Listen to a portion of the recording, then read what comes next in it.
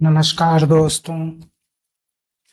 उम्मीद करता हूँ माता रानी की कृपा से आप सभी बहुत बढ़िया होंगे। दोस्तों, सूरों और असुरों की अनेक गाथाएं पढ़ने और सुनने को मिली होंगी, जैसे प्रहलाद और हिरण्यकश्यप, कृष्ण और कंस, राम और रावण, वीर हनुमान और रावण पुत्र अक्षय कुमार, माता वैष्णो और भैरवनाथ, दुर्गा माता और महिषासुर आदि। दोस्तों, इन दिनों अवसर है दुर्गा पूजा का। ऐसे में माता वैष्णो देवी एवं दुर्गा माता की गाथाओं को सुनने और जानने की इच्छा आप सबों को भी होगी। दोस्तों, आज के वीडियो में लेकर उपस्थित हूँ माता वैष्णो की अमर गाथा। तो बने रहें वीडियो में और माता रानी का दर्शन करें। आशा करता हूँ माता रानी आपको सुबुद्धि देंगी, धन धान्य से परिपूर्ण करेंगी, आपको सुख समृद्धि देंगी। और दोस्तों, मैं हूँ एनपी सुशील और आप इस वक्त देख रहे हैं शैक्षणिक चैनल नागा 3am @333। जब मनुष्य के मन में बुरे एहसासों यथा क्रोध, अहंकार, भय, घृणा, बदले की भावना, ईर्ष्या, द्वेष, धन और शक्ति का घमंड उत्पन्न हो जाता है, तो उसकी सोचन शक्ति दूषित हो जाती है और तब उसे अच्छे कर्मों और बुरे कर्मों में फर्क समझ में नहीं आता है। वह हमेशा अहंकार में लिप्त रहता है। इसी अहंकार में वह भूल जाता है कि परम पिता परमेश्वर उसके प्रत्येक कर्मों को भली भांति देख रहे हैं। हिरण्यकश्यप का बुरा दिन कब आया? जब प्रहलाद के द्वारा विष्णु भगवान का नाम लेना उसे बुरा लगा, तो विष्णु जी ने नरसिंह अवतार लेकर हिरण्यकश्यप का वध कर दिया। दोस्तों, मनुष्य का बुरा दिन उसी वक्त शुरू हो जाता है जब उसका मन बुरे एहसासों से भर जाता है। ऐसी स्थिति में ही वेद मंत्र उसे बुरा लगने लगता है और अन्य भलगर आवाजें उसे पसंद आने लगती है। इस पृथ्वी पर जब जब बुरी आत्माएं सिर उठाई हैं, उसका सर्वनाश करने के लिए कोई न कोई अवश्य आया है। जैसे घमंडी नंद राजा का अहंकार तोड़ा चाणक्य ने, उसे गद्दी से हटाकर मौर्य वंश की स्थापना करी। रावण का अहंकार जब चरम सीमा पर पहुंच गया, तब प्रभु श्री राम के द्वारा वह मारा गया। उसी तरह कंस का वध उनके भांजा श्री कृष्ण ने ही किया। दोस्तों, सारांश यह है कि जब जब इस पृथ्वी पर कोई अत्याचारी जन्म लेता है, उसका अंत प्रभु किसी न किसी के द्वारा या स्वयं कोई अन्य रूप धारण करके कर ही देते हैं। और इस प्रकार बुराई पर सदा अच्छाई की जीत होती रहती है। असत्य पर सदा सत्य की विजय होती रहती है। अब सुनिए माता रानी की अमर कहानी। दोस्तों, जम्मू कश्मीर के जम्मू की पहाड़ियों के मध्य त्रिकुटा पहाड़ी स्थित है। इस पहाड़ी तक पहुंचने के लिए कटरा पहुंचना पड़ता है। कटरा से यात्रा टिकट लेकर यात्रा कन्फर्म होने के बाद 12-13 किलोमीटर पहाड़ पर चढ़कर माता के मंदिर तक पहुंच सकते हैं। वैष्णो मंदिर का स्थान तीर्थयात्रियों के ख्याल से दूसरा है। पहला स्थान तिरुमल्ला वेंकटेश्वर मंदिर का है। यहाँ मैं वैष्णो माता जी का उल्लेख करने जा रहा हूँ। त्रिकुटा पहाड़ी पर एक गुफा जिसकी लंबाई तकरीबन 100 फीट है। इसी गुफा में माता रानी की 3 मूर्तियां हैं जिसे स्क्रीन पर दिखाया गया है। इन तीनों मूर्तियों के मध्य में लक्ष्मी माता, दाएं माता काली एवं बाएं सरस्वती माता की पिंडी है। इसी तीनों पिंडियों को सम्मिलित रूप से माता वैष्णो कहा जाता है। एक चबूतरे पर माता का आसन है जहां पर देवी त्रिकुटा अपनी माताओं के साथ विराजमान रहती हैं। इसी स्थान को माता जी का भवन कहा जाता है। ऐसी अवधारणा है कि माता रानी ने इसी स्थान पर गोरखनाथ के शिष्य भैरवनाथ का गर्दन धड़ से अलग कर दिया था। भैरव का सिर हवा में उड़कर 3 किलोमीटर दूर भैरव घाटी में चला गया था और भैरव का शरीर त्रिकुटा की पहाड़ी पर ही रह गया था। इसी स्थान पर माता रानी का भवन स्थित है। जहां सिर गिरा, आज उसी स्थान पर भैरवनाथ का मंदिर है। माता रानी के द्वारा भैरव को मोक्ष की प्राप्ति हुई।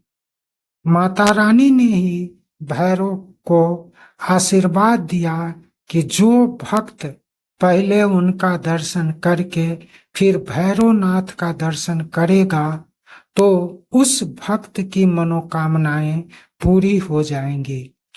तभी से भक्तगण पहले माता रानी का दर्शन करते हैं, फिर 3 किलोमीटर की चढ़ाई करके भैरवनाथ मंदिर पहुंचकर भैरवनाथ का दर्शन करते। पौराणिक कथा।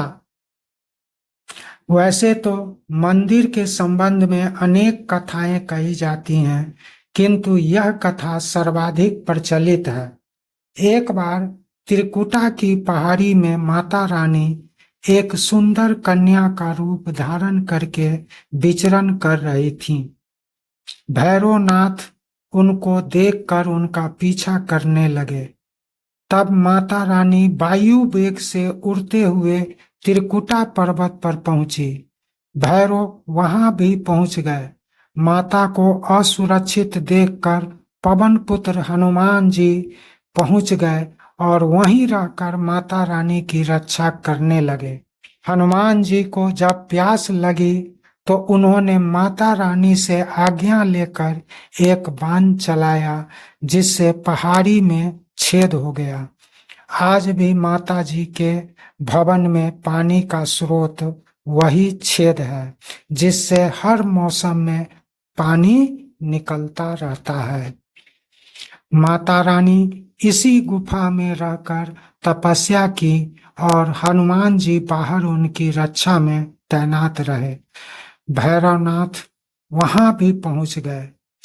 एक साधु ने भैरव जी से कहा, उन्हें समझाया कि जिसे तू कन्या समझ रहे हो वो आदि शक्ति जगदम्बा है। फिर भी भैरव नहीं माना और माता जी के भवन तक पहुंच ही गया। भैरव के वहां आ जाने की सूचना पर माता रानी गुफा के दूसरे छोर से बाहर निकली, जिसे अर्धकुमारी कहा जाता है। इसी अर्धकुमारी में माता रानी का चरण पादुका है। इसीलिए भक्तगण पहले अर्धकुमारी में दर्शन करते हैं, क्योंकि अर्धकुमारी रास्ते में ही मिलता है। फिर चढ़ाई करके वैष्णो मंदिर पहुंचते हैं और वहां से दर्शन करके बाबा भैरवनाथ मंदिर जाते हैं। तब दूसरे मार्ग से नीचे उतर जाते हैं। भैरवनाथ वहां भी पहुंच जाते हैं। तब हनुमान जी से उनका युद्ध होता है। अंत में माता रानी महाकाली का विराट रूप धारण करके भैरवनाथ का वध कर देती हैं।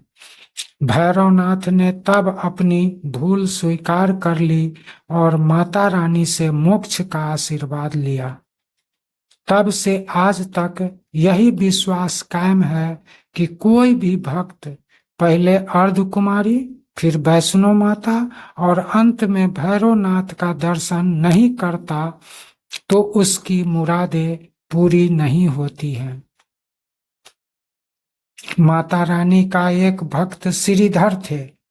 माता रानी ने उनसे भंडारा करने को कहा और दूर दूर तक के लोगों को बुलाने को कहा। श्रीधर स्वयं प्रतिदिन भिक्षाटन करके भोजन करते। वे इतना बड़ा आयोजन कैसे करते? वे सोच में पड़ गए कि कैसे यह इंतजाम होगा। कई दिनों तक भिक्षाटन करते रहे। उसके बाद भी 10 से 15 लोगों के प्रसाद के लिए ही सामग्री का इंतजाम हो पाया। अब पूजा का दिन आ चुका था। श्रीधर चिंतित थे, कैसे इतना बड़ा भंडारा होगा, हजारों लोग आएंगे, किस तरह ये होगा। वो बहुत चिंतित थे। उन्होंने इस चिंता से मुक्ति पाई और माता रानी के पूजा में लग गए। फिर वे इस चिंता से मुक्त होकर के अपनी यह चिंता माता रानी को सौंप दिए और उनकी आराधना में लग गए। श्रीधर उधर आराधना में लगे थे।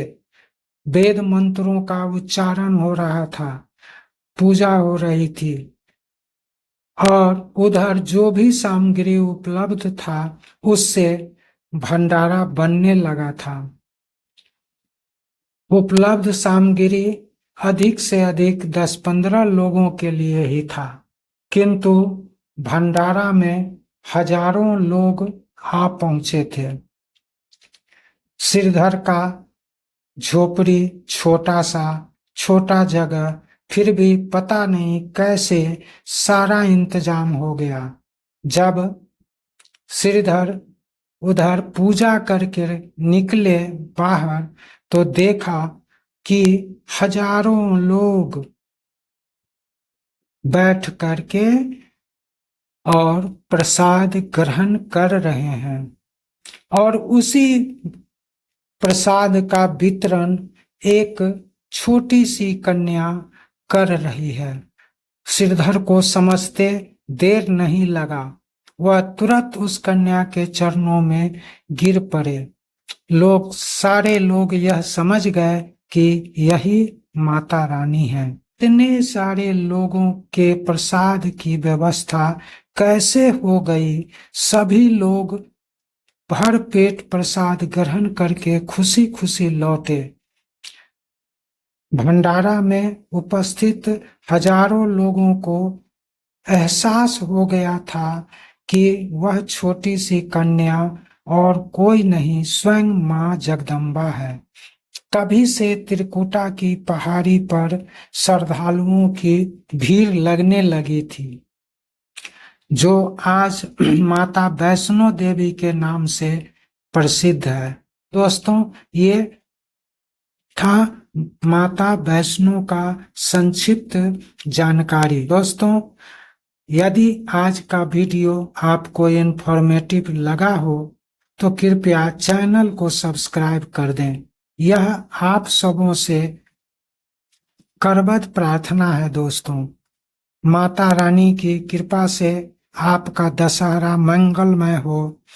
मिलते हैं फिर से दशहरा सीरीज के अगले वीडियो में।